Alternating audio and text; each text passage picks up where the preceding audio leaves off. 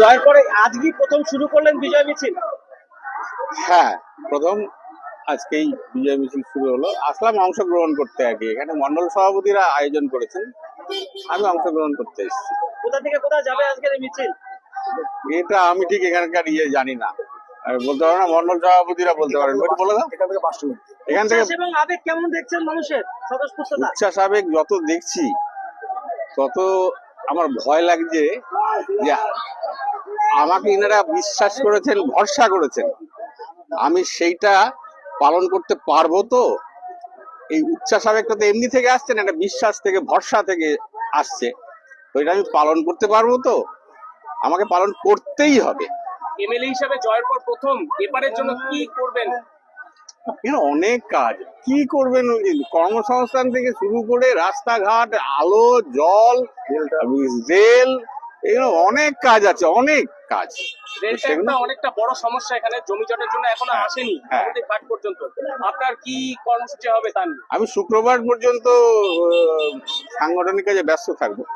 শুক্রবারের পরে আমি এমপির সঙ্গে কথা বলবো, কথা বলে কেন্দ্রের সঙ্গে কথা বলে এটা কি প্রসেসে আছে, কোথায় আটকাচ্ছে, কি ওর সমস্যা আছে, সেগুলো দূর করা যাবে। রেল আসছে, একদম রেল আসবে।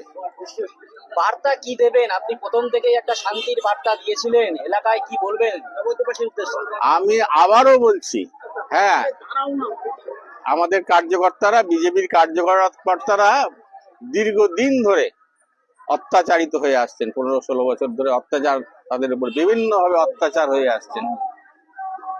তো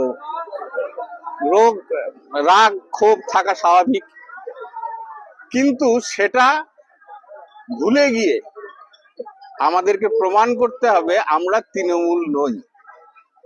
না হলে কিন্তু মানুষ এক পাল্লায় ওজন করবে।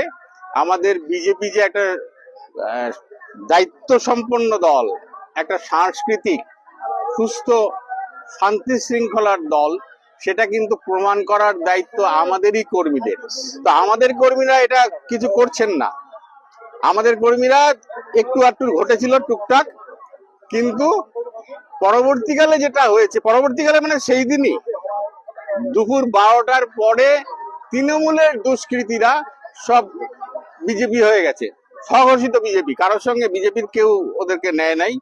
ওরাই মাথায় ফেটি বেঁধে, আবির মেখে, মোটরসাইকেলে ঝান্ডা বেঁধে, ব্যাট, হকি স্টিক এইসব নিয়ে টহল দিতে শুরু করা, এবং ওদের যে গোষ্ঠীদ্বন্দ্ব ছিল ওদের মধ্যে, খাওয়া খাওয়ি কাটমানি নিয়ে, ওই এক পক্ষ অপর পক্ষের উপর আক্রমণ করছে বিজেপির ঝান্ডা নিয়ে।